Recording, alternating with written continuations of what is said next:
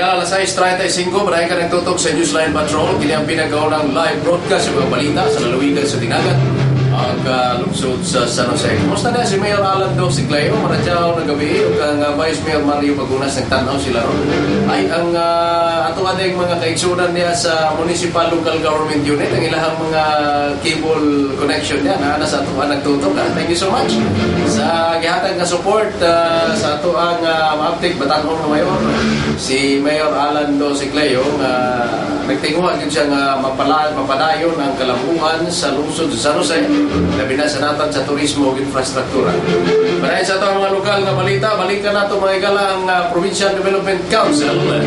Usa sa mga nahimong kontrobersyal nga giisgutan sa maong panagtigom, mao kung kinsa ang may katungod nga modawat sa pundo alang sa mga barangay nga kahingikan sa Provincial Government Internal Revenue Allotment nga 300,000 pesos kada barangay. Dinig ipangutanan ni Mayor Alan Ono Icleo sa lungsod sa Basilisa kung kinsa ang lehitimong mudawat sa maong pundo, kung kini diretso ba sa barangay o baka iagi sa lungsod. May ganito si Libo ng Eksena.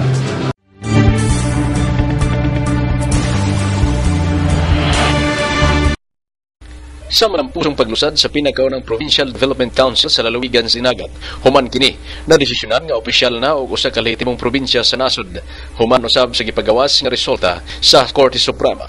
Ang Provincial Development Council usa sa mga gikinahanglan nga panagtigom nga kundi salmutan kini sa tanang mga ahensya ug mga local government officials. Usa sa mga nahimong kontrobersya mao ang pag-apod-apod sa pundo alang sa mga barangay ug sa munisipalidad.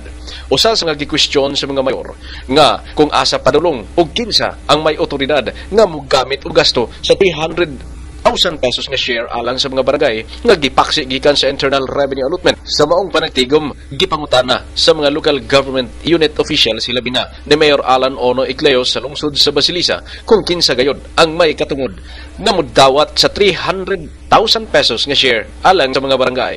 The provincial government as to where it should go, to the municipality or the barangay. Thank you.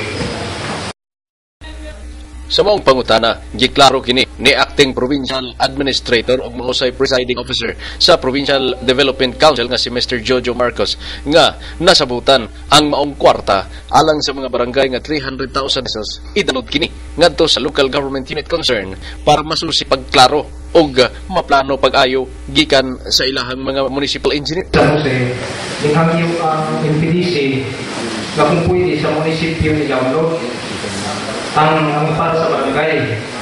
Kaya dunay daghan pang mga barangay na di pa kamao sa procurement process daw.